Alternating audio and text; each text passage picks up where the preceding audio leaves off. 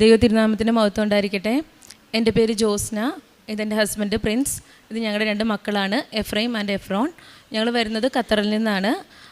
ഞാനിവിടെ സാക്ഷ്യം പറയാനുള്ള കാരണം എന്ന് വെച്ചാൽ എൻ്റെ മക്കളെക്കുറിച്ച് തന്നെയാണ് സാക്ഷ്യം പറയാനുള്ള കാരണം. ഞാൻ കൃപാസനത്തെക്കുറിച്ച് പലപ്പോഴും കേട്ടിട്ടുണ്ടെങ്കിലും അപ്പോഴൊക്കെ എനിക്ക് ഭയങ്കര പുച്ഛമായിരുന്നു. കൃപാസനം അതെന്തിനാ അങ്ങനെ ഒരു സ്ഥലം, അതിൻ്റെ ആവശ്യമൊന്നുമില്ല എന്നുള്ളൊരു ചിന്തയായിരുന്നു എനിക്ക്. പലപ്പോഴും പത്രം കിട്ടുമ്പോഴും ഞാനത് വായിക്കുക പോലും ചെയ്യില്ല, പുച്ഛിച്ച് ഞാൻ കളയുമായിരുന്നു. അങ്ങനെ പലപ്പോഴും എനിക്ക് എപ്പോഴൊക്കെയോ എൻ്റെ വാട്സപ്പിലൂടെയും യൂട്യൂബിലൊക്കെ ഞാൻ ഈ കൃപാസനത്തിലെ സാക്ഷ്യങ്ങളൊക്കെ കേൾക്കാൻ തുടങ്ങി. എന്നിട്ട് ഞാൻ വിശ്വസിക്കുന്നില്ല. അപ്പം ഞാൻ പറഞ്ഞു, ദൈവമേ, കൃപാസനം സത്യമാണെങ്കിൽ, ഞാനൊരു ഓർത്തഡോക്സ് വിശ്വാസിയാണ്. ഞാൻ അന്ന് കുർബാനയ്ക്ക് ചെന്നപ്പോൾ ഞാൻ പറഞ്ഞു, കൃപാസനം സത്യമാണെങ്കിൽ ഇന്ന് ഞാൻ കുർബാന കഴിഞ്ഞ് പോകുമ്പോൾ ഒരാൾ എന്നോട് പറയണം കൃപാസനത്തെക്കുറിച്ച്, എങ്കിൽ ഞാൻ അവിടെ ചെന്ന് ഉടമ്പടി എടുക്കുമെന്ന് പറഞ്ഞു. അതെനിക്ക് വളരെ ഒരു അത്ഭുതമായി തോന്നി. കാരണം ഞാനത് പറഞ്ഞു പ്രാർത്ഥിച്ചുകൊണ്ടിരിക്കുന്നതിൻ്റെ ഇടയ്ക്ക് മദ്ബഹയിൽ നിന്ന് ശുശ്രൂഷക്കാരൻ ഇങ്ങനെ വായിക്കുകയാണ് ബൈബിള്. നീ കൃപാസനത്തിൽ ചെന്ന് നിൻ്റെ ഉടമ്പടികൾ എടുക്കുക, നീ കൃപാസനത്തിൽ നിൻ്റെ നേർച്ചകളെ കഴിക്കുക. അതെനിക്ക് ഭയങ്കരമായിട്ട് ഷോക്കായിപ്പോയി. ഞാൻ അത്രയും കാലം വരണ്ടായെന്ന് വിചാരിച്ചു. പക്ഷെ അന്ന് ഞാൻ തന്നെ എൻ്റെ ഹസ്ബൻഡിനോട് ചോദിച്ചപ്പോൾ പറഞ്ഞു, നീ പൊക്കോ എന്ന് പറഞ്ഞു. ഞാൻ എൻ്റെ ഫാമിലി പറയുമ്പോൾ എനിക്ക് നല്ല പേടിയുണ്ടായിരുന്നു, കാരണം അവർക്കൊന്നും അത് അത്രമാത്രം അക്സെപ്റ്റബിൾ ആയിരുന്നില്ല. പക്ഷേ അവരെല്ലാവരും എന്നോട് പറഞ്ഞു, നീ പൊക്കോ, ഇന്ന് തന്നെ പൊക്കോ. അന്ന് രാത്രി തന്നെ ഞാൻ ബസ്സിന് ഇവിടെ വന്ന് എൻ്റെ ആങ്ങളയുടെ കൂടെ വന്നു. ഉടമ്പടി എടുക്കുന്നില്ലെന്ന് പറഞ്ഞ് അവനും ഉടമ്പടി എടുത്തു. അന്ന് മുതൽ ഞങ്ങൾ 2 പേരും കൃപാസനത്തെക്കുറിച്ച് എല്ലാവരോടും പറയാൻ തുടങ്ങി, പ്രാർത്ഥിക്കാൻ തുടങ്ങി. അങ്ങനെ എൻ്റെ മൂത്ത മോന് വേണ്ടിയായിരുന്നു ഞാൻ ഉടമ്പടിയിൽ ഒരു നിയോഗം വെച്ചത്. എൻ്റെ മോന് സ്പ്ലീനോമെഗാലി, അതായത് സ്പ്ലീന്, നമ്മുടെ ഇതിലെ ഓർഗനൈസ് സ്പ്ലീൻ എന്ന് പറയുന്നത് അത് വലുതായിക്കൊണ്ടിരിക്കുകയായിരുന്നു. അപ്പോൾ അതൊരു ഇതായിരുന്നു, അവന് മഞ്ഞപ്പിത്തത്തിൻ്റെ ഇത് വരും, അതുപോലെ തന്നെ അനീമിയ, അങ്ങനെയുള്ള പ്രശ്നങ്ങളൊക്കെ ഉണ്ടായിരുന്നു. അപ്പോൾ ആ സമയത്ത് ഞാൻ ഉടമ്പടി തൈലം പുരട്ടി ഉടമ്പടിയിലൊരു നിയോഗമായിട്ട് എഴുതി, എൻ്റെ കുഞ്ഞിൻ്റെ സ്പ്ലീനോമെഗാലി മാറ്റിത്തരണമെന്ന്. അങ്ങനെ പിന്നീടുള്ള സ്കാനിങ്ങിൽ അവൻ്റെ സ്പ്ലീനോമെഗാലി പൂർണ്ണമായി മാറിക്കിട്ടിയെന്ന് കണ്ടു. അതിനുശേഷം ഞാനാണെങ്കിൽ ആ ഉടമ്പടിയിൽ വെച്ച 6 കാര്യങ്ങളും ദൈവം എനിക്ക് സാധിച്ചു തന്നു. പക്ഷേ അതൊന്നും ഇപ്പം എനിക്ക് ഇവിടെ വെച്ച് പറയാൻ പറ്റാത്തത് എൻ്റെ കൂടെ അവരാരും ഇല്ലാത്തത് കൊണ്ടാണ്. അതുപോലെ തന്നെ ഞാൻ UK പോകണോ ഖത്തറിലേക്ക് പോകണോ എന്നുള്ളൊരു തീരുമാനം, മാതാവ് നീ എനിക്കൊരു തീരുമാനം എടുത്ത് തരണമെന്നായിരുന്നു പറഞ്ഞത്. അങ്ങനെ മാതാവ് എൻ്റെ ഇവിടുന്ന് ഉടമ്പടി എടുത്ത് പോയ 2ാമത്തെ ദിവസം ഖത്തറിലേക്ക് പോകാനുള്ള എല്ലാ കാര്യങ്ങളും റെഡിയായി. ഞാൻ ഖത്തറിൽ ചെന്നു. അപ്പോൾ എനിക്ക് ഒരിക്കലും അക്സെപ്റ്റ് ചെയ്യാൻ പറ്റാത്തൊരു രീതിയായിരുന്നു ഇവിടെ മെഡിക്കൽ കോളേജിൽ വർക്ക് ചെയ്ത് പോയി എനിക്ക് അവിടുത്തെ സാഹചര്യങ്ങളൊന്നും അഡ്ജസ്റ്റ് ചെയ്യാൻ പറ്റുന്നുണ്ടായിരുന്നില്ല. ഞാൻ മാതാവിനോട് ചോദിച്ചു, എന്തിനാ മാതാവ് എന്നെ ഇവിടെ കൊണ്ടുവന്നത്, എന്താണ് ഇതിൻ്റെ അർത്ഥം എന്ന് ചോദിച്ചു. പക്ഷേ അന്ന് ഞാൻ ചെല്ലുമ്പോൾ അവിടെ ആർക്കും കൃപാസനത്തെക്കുറിച്ചോ ഒരാളുടെ കയ്യിൽ പോലും മാതാവിൻ്റെ ഒരു ഫോട്ടോ ഇല്ലായിരുന്നു. ഇന്ന് 3 വർഷം കഴിഞ്ഞ് ഞാൻ അവിടുന്ന് പോരുമ്പോൾ അവിടെ എല്ലാവരുടെ കയ്യിലും അവരെല്ലാവരും 10-20 പേര് ഇന്ന് കൃപാസനത്തിൽ വന്ന് ഓൺലൈനിലായിട്ടും എല്ലാം ഉടമ്പടി എടുത്തു. എന്ത് പ്രശ്നങ്ങൾ വരുമ്പോഴും എന്നോട് പറയും, ജോസ്ന ഒന്ന് പ്രാർത്ഥിക്കണം, നീ പ്രാർത്ഥിക്കണം കേട്ടോ, നിൻ്റെ മാതാവിനോട് നീ പറയണം കേട്ടോ എന്ന് പറയുന്നൊരു നിലയിലേക്ക് മാതാവോട് എത്തിച്ചു. അതിനുശേഷം ഞങ്ങൾക്ക് ഇനി 2ാമതൊരു കുഞ്ഞുണ്ടാവില്ല എന്ന് വൈദ്യശാസ്ത്രം പറഞ്ഞിട്ടുണ്ടായിരുന്നു. അതിനിടയിൽ ഞങ്ങൾക്ക് 5 വർഷത്തിന് ശേഷം ഞാൻ പ്രഗ്നൻ്റായി. 5ാമത്തെ മാസത്തെ സ്കാനിങ്ങിൽ, അനോമലി സ്കാനിങ്ങിൽ എൻ്റെ കുഞ്ഞിന് വളരെയധികം ഗ്രോത്ത് കൂടുതലാണ്, തലയ്ക്ക് വലുപ്പം കൂടുതലാണ്, കാലുകൾക്ക് വലുപ്പം കൂടുതലാണെന്ന് പറഞ്ഞു. ഞാൻ മാതാവിനോട് പറഞ്ഞു, മാതാവേ, ഞാൻ ചോദിച്ചിട്ടില്ല. ഞാൻ എൻ്റെ മൂത്ത മോനുണ്ടായപ്പോൾ ഈശോയോട് ഇങ്ങനെ പറഞ്ഞുള്ളൂ, അമ്മേ ഈശോയെ, എനിക്കൊരു കുഞ്ഞിനെ, എന്നെ മച്ചി എന്ന് വിളിക്കാതിരിക്കാൻ എനിക്കൊരു കുഞ്ഞിനെ വേണമെന്നേ പറഞ്ഞുള്ളൂ. 2ാമതൊരു കുഞ്ഞിനെക്കുറിച്ച് ഞാൻ ചോദിച്ചേയില്ല. ഞാൻ മറ്റുള്ളവർക്ക് വേണ്ടി പ്രാർത്ഥിക്കുമായിരുന്നു, മറ്റുള്ളവർക്കൊരു കുഞ്ഞിനെ കൊടുക്കണം, കുഞ്ഞുങ്ങളില്ലാത്തവർക്ക് വേണ്ടി ഞാൻ എന്നും പ്രാർത്ഥിക്കുമായിരുന്നു. പക്ഷേ എൻ്റെ വയറ്റിലായിരുന്നു ഒരു കുഞ്ഞിനെ ദൈവം തന്നത്. 5ാം മാസത്തിൽ ഇത് കേട്ടപ്പോൾ ഞാൻ ശരിക്കും തകർന്നു പോയി. എന്താണ് എൻ്റെ ജീവിതത്തിൽ സംഭവിക്കണം, എൻ്റെ കുഞ്ഞിന് എന്ത് പറ്റി? അപ്പോഴും ഞാൻ ഉറക്കെ പറഞ്ഞു, എൻ്റെ ദൈവം എങ്ങനെ തന്നാലും ഞാൻ അവനെ സ്വീകരിക്കും, അവനെന്ത് കുഴപ്പം വന്നാലും അതൊന്നും എനിക്ക് കുഴപ്പമില്ല. ഞങ്ങൾ കുടുംബത്തോടെ പ്രാർത്ഥിച്ചു, എൻ്റെ പാരൻസ് പ്രാർത്ഥിച്ചു, കുടുംബത്തിലെല്ലാവരും ഞങ്ങൾക്ക് വേണ്ടി പ്രാർത്ഥിക്കാൻ തുടങ്ങി.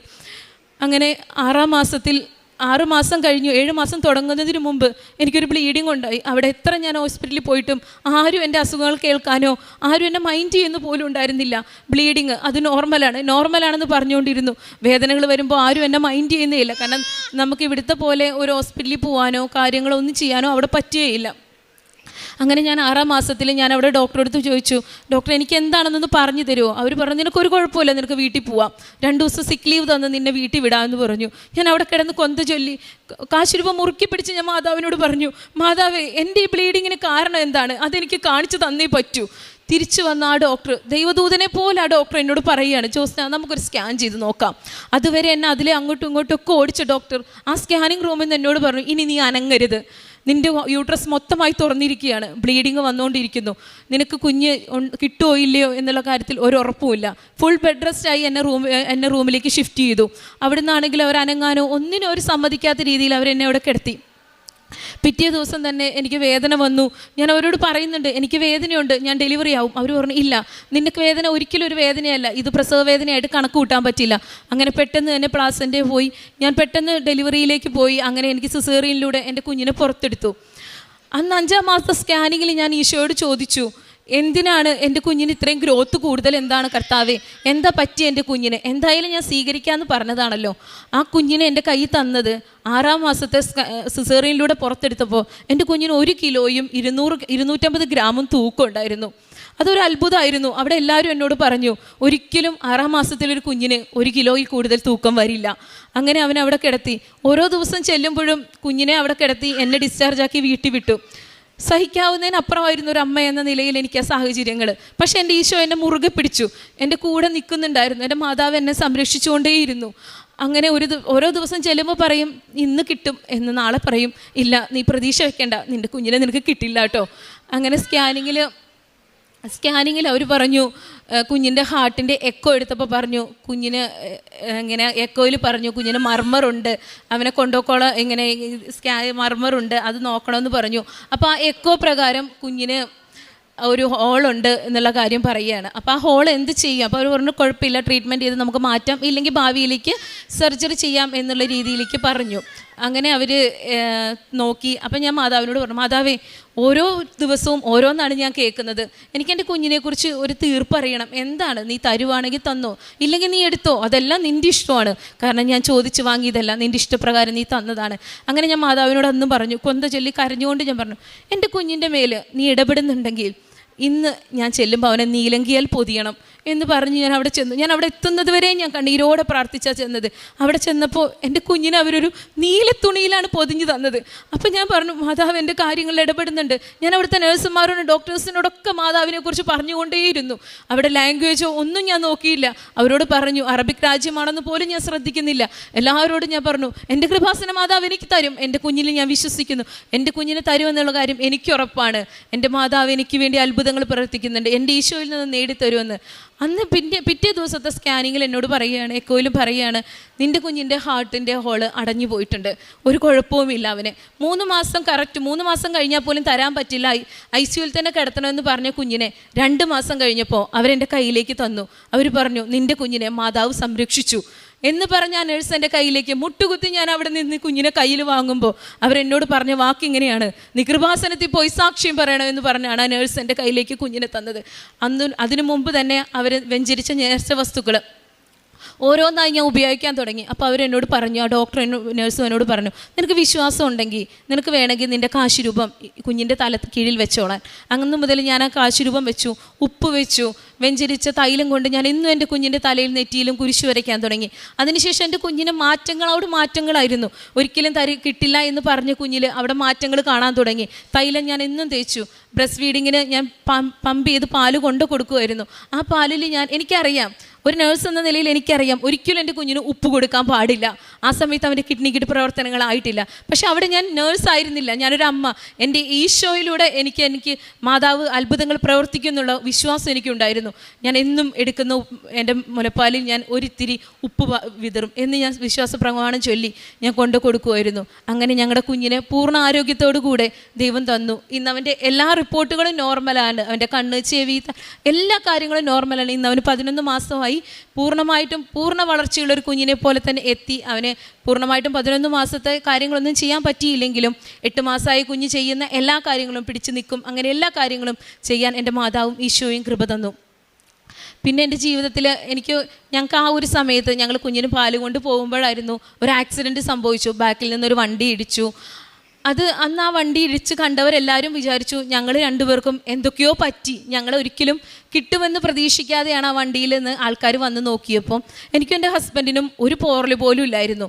ഞാൻ സിസേറിയൻ കഴിഞ്ഞ് അവിടെ സീറ്റ് ബെൽറ്റ് ഇട്ടതിൻ്റെ അവിടെ ചെറുതായിട്ടൊരു മുറി, അവിടെ ഒരു വേദന വന്നു എന്നല്ലാതെ ഒരു കുഴപ്പമില്ല. കാരണം അവിടെ എനിക്ക് മാതാവിൻ്റെ സംരക്ഷണം ഉണ്ടായിരുന്നു എന്ന് പറയാൻ കാരണം ഞാൻ ഖത്തറിൽ പോകുന്നതിന് മുമ്പ് ഇവിടെ വന്ന് ജോസഫ് അച്ഛനെ കണ്ടിരുന്നു.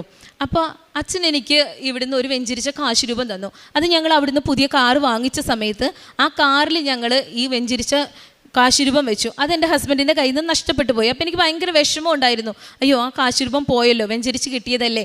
പക്ഷേ ആ ആക്സിഡൻ്റ് ആയ സമയത്ത് ഈ കാശുരൂപം കറക്റ്റ് എൻ്റെ ഹസ്ബൻഡിൻ്റെ കാലിൽ വന്ന് വീഴുവാണ്. ഞാൻ നോക്കിയപ്പോൾ ആ കാശുരൂപം അവിടെ കിടക്കുന്നു. അപ്പോൾ ഞാൻ പറഞ്ഞു, നമുക്കൊന്നും വന്നിട്ടില്ല, കാരണം മാതാവിൻ്റെ സംരക്ഷണം അവിടെ ഞാൻ അനുഭവിച്ചറിഞ്ഞു. അങ്ങനെ എൻ്റെ ആത്മീയ ജീവിതത്തിൽ എൻ്റെ ചെറുപ്പം മുതൽ എൻ്റെ അപ്പനും അമ്മയും പ്രാർത്ഥന അതാണ് ഈ ലോകത്തിലെ ഏറ്റവും വലുതെന്ന് പഠിപ്പിച്ചൊരു കുടുംബത്തിലായിരുന്നു ഞാൻ. രാവിലെ എണീച്ചാൽ 4 മണിക്ക് പ്രാർത്ഥിക്കണം, അങ്ങനെ ഒരു ചിട്ടയായ കുടുംബത്തിൽ പ്രാർത്ഥനയോടുകൂടി വളർന്നൊരു കുട്ടിയായിരുന്നു ഞാൻ. പക്ഷേ എൻ്റെ ജീവിതത്തിൽ പലപ്പോഴും ഞാൻ അതിൽ നിന്ന് എൻ്റേതായൊരു നിലയിലെത്തിയപ്പോൾ തെറ്റി, അതിൽ നിന്ന് മാറി, പലപ്പോഴും പ്രാർത്ഥിക്കാതെയായി, അങ്ങനെ ഒരു ജീവിതത്തിലേക്ക് പോയി. പക്ഷേ കൃപാസനത്തിൽ ഞാൻ എന്ന് വന്നോ അന്ന് മുതൽ ഞാൻ പ്രാർത്ഥിക്കാൻ തുടങ്ങി. മറ്റുള്ളവരുടെ മുമ്പിലായിരിക്കില്ല, പക്ഷേ എൻ്റെ മനസ്സിൽ ഞാൻ ഫുൾ ടൈം ജപമാല ചൊല്ലിക്കൊണ്ടിരുന്നു, പ്രാർത്ഥിച്ചുകൊണ്ടേയിരുന്നു. ഒരിക്കലും ഞാൻ പ്രാർത്ഥനയിൽ നിന്ന് അകലാതിരുന്നു.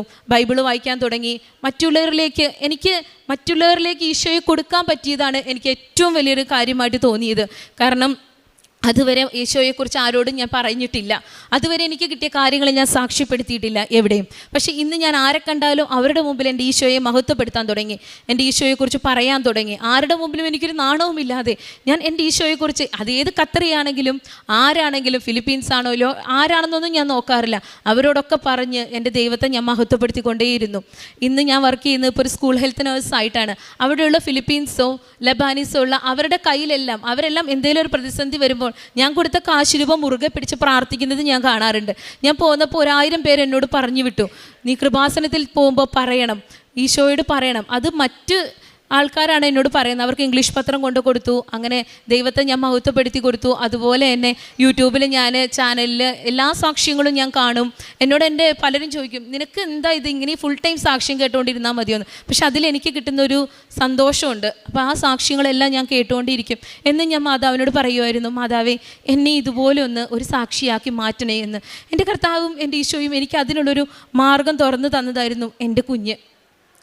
എല്ലാവരും പലരും എന്നോട് ചോദിച്ചിരുന്നു, നീ ഇത്ര പ്രാർത്ഥിച്ചിട്ട്, നീ ഇത്രയും ഇതാക്കിയിട്ട് നിൻ്റെ കുഞ്ഞെന്താ ഇങ്ങനെയായി പോയത്, നിനക്ക് എന്താ ഇങ്ങനൊരു ഡെലിവറി വന്നതെന്നൊക്കെ. പക്ഷേ ഇന്നും ഞാൻ എല്ലാവരോടും പറയുക, അങ്ങനെ ഒരു കുഞ്ഞിനെ എനിക്ക് തന്നത് ഞാൻ കൂടുതലായി ദൈവത്തിലേക്ക് അടുക്കാനായിരുന്നു. എൻ്റെ കുഞ്ഞിനെ ഞാൻ കൂടുതലായിട്ട് ദൈവത്തെ അറിയിച്ച് വളർത്താൻ എൻ്റെ ദൈവം എനിക്ക് കൃപ നൽകുമെന്ന് ഞാൻ പൂർണ്ണമായി വിശ്വസിക്കുന്നു. അതുപോലെ എന്നെ ബുദ്ധിമുട്ടുള്ളവരെ കാണും, അവർക്ക് വേണ്ട സഹായങ്ങൾ ചെയ്യും, മറ്റുള്ളവർക്ക് വേണ്ടി ഞാൻ എന്നും പ്രാർത്ഥിക്കും. അതായിരുന്നു അത്രയും കാലം ഞാൻ എൻ്റെ കാര്യങ്ങൾ കൃപാസനത്തിൽ വരുന്നത് വരെ ഞാൻ പ്രാർത്ഥിച്ചിരുന്നത് എനിക്ക് വേണ്ടി മാത്രമായിരുന്നു. പക്ഷേ അതിനുശേഷം ഞാൻ പഠിച്ചു, എനിക്ക് വേണ്ടിയല്ല പ്രാർത്ഥിക്കേണ്ടത്, എന്നേക്കാൾ കഷ്ടപ്പെടുന്ന അനേകരുണ്ട്, അവർക്ക് വേണ്ടി പ്രാർത്ഥിക്കണമെന്ന് ഞാൻ പഠിച്ചു. അന്ന് മുതൽ ഞാൻ പ്രാർത്ഥിക്കാൻ തുടങ്ങി. ഇന്നും ഞാൻ എല്ലാവർക്കും വേണ്ടി പ്രാർത്ഥിക്കുന്നു. ചെറുതും വലുതുമായിട്ട് മാതാവും ഈശോയും എനിക്ക് ഒരുപാട് അനുഗ്രഹങ്ങൾ ചെയ്തു തന്നിട്ടുണ്ട്. ഇവിടെ പറയാൻ സമയമില്ലാത്തതുകൊണ്ട് ഞാനെല്ലാം പറയുന്നില്ല. ഇത്രമാത്രം എൻ്റെ ജീവിതത്തിൽ അത്ഭുതങ്ങൾ ചൊരിഞ്ഞ, കൃപ ചൊരിഞ്ഞ, എന്നെ ദൈവികമായ രീതിയിൽ വളർത്താൻ പഠിപ്പിച്ച, എൻ്റെ മക്കളെ ആ രീതിയിലേക്ക് വളർത്താൻ ദൈവം എന്നെ സഹായിക്കുമെന്ന് ഞാൻ വിശ്വസിക്കുന്നു. അങ്ങനെ സഹായിച്ച എൻ്റെ ഈശോയ്ക്കും മാതാവിനും 1000 നന്ദി. യെശയ്യാ പ്രവാചകൻ്റെ പുസ്തകം 66-ാം അധ്യായം 12-ാം തിരുവചനം. കർത്താവ് അരുളി ചെയ്യുന്നു, ഐശ്വര്യം നദി പോലെ അവളിലേക്ക് ഞാൻ ഒഴുക്കും, ജനതകളുടെ ധനം കവിഞ്ഞൊഴുകുന്ന അരുവി പോലെയും. നിന്നെ അവൾ പാലൂട്ടുകയും എളിയിലെടുത്തുകൊണ്ട് നടക്കുകയും മടിയിലിരുത്തി ലാളിക്കുകയും ചെയ്യും. ജോസ്ന എന്ന മകളുടെ വലിയ ശക്തമായ പ്രത്യക്ഷീകരണ സാക്ഷ്യമാണ് നാം കേട്ടത്. കൃപാസനം പ്രാർത്ഥനാ പദ്ധതികളെയെല്ലാം വളരെ പുച്ഛത്തോടെ വീക്ഷിച്ചിരുന്ന ഒരു ഓർത്തഡോക്സ് വിശ്വാസിയാണ് ജോസ്ന ഒരു വെല്ലുവിളിയോടുകൂടിയാണ് അവരുടെ ദേവാലയാങ്കണത്തിൽ പറഞ്ഞത്, എന്നോട് ഇന്ന് ആരെങ്കിലും കൃപാസനത്തെക്കുറിച്ച് പറയുകയാണെങ്കിൽ ഞാനത് വിശ്വസിക്കാം എന്നുള്ളൊരു വെല്ലുവിളിയോടുകൂടിയാണ് പരിശുദ്ധ അമ്മ ജോസ്നയുടെ ജീവിതത്തിലേക്ക് ആകർഷിക്കപ്പെട്ട് കടന്നു വന്നത്. അതോടുകൂടി ജോസ്നയുടെ ജീവിതം മാറിമറിയുകയും ഇവിടെ ഒന്ന് ഉടമ്പടിയെടുത്ത് പ്രാർത്ഥിക്കുകയും സമയച്ചുരുക്കത്തിൻ്റെ അമ്മ വലിയ ഒരു അത്ഭുതമാണ് ഈ രണ്ട് മക്കളുടെയും കാര്യത്തിൽ. അവരുടെ ദാമ്പത്യ ജീവിതത്തിൽ പരിശുദ്ധ അമ്മയുടെ ഇടപെടൽ മൂലം ഈശോ അവർക്ക് നൽകിയിട്ടുള്ള വലിയ സൗഖ്യവും സമാധാനവും സന്തോഷവും ആശ്വാസവും അത് നമുക്ക് മറ്റുള്ളവരിൽ നിന്നോ ഒരു വില കൊടുത്തോ വാങ്ങിക്കാവുന്നതല്ല. കാരണം നമുക്ക് വേണ്ടി വില കൊടുത്തിട്ടുള്ള ഒരാൾ കുരിശിൽ കിടന്നുകൊണ്ട് ഇപ്പോഴും നമ്മോട് ദാഹിക്കുന്നു എന്ന് പറയുന്നുണ്ട്. നമ്മുടെ സ്നേഹത്തിനും ദൈവത്തോടുള്ള വിശ്വാസത്തിനും വേണ്ടി ദാഹിക്കുന്ന ഒരു ദൈവം നമുക്കുണ്ടെന്നാണ് ഈ സാക്ഷ്യത്തിലൂടെ നമുക്ക് മനസ്സിലാകുന്നത്. ജോസ്നയുടെ ആ ചലഞ്ച് വളരെ പെട്ടെന്നായിരുന്നു. ഉടമ്പടി ഉടൻ പരിഹാരം എന്ന് ജോസ്നയ്ക്ക് വെളിപ്പെട്ട ഒരു വലിയ ജീവിത സാക്ഷ്യമാണിത്. പഴയ നിയമത്തിൽ ജോസഫിനെ കുറിച്ച് നാം വായിച്ചെടുക്കുമ്പോൾ ജോസഫ് വലിയ ഒരു തകർച്ചയിൽ നിന്ന് കടന്നുപോയപ്പോൾ ആദ്യമുണ്ടായ കുഞ്ഞിന് ജോസഫ് ഇട്ട പേരാണ് മനാസെ.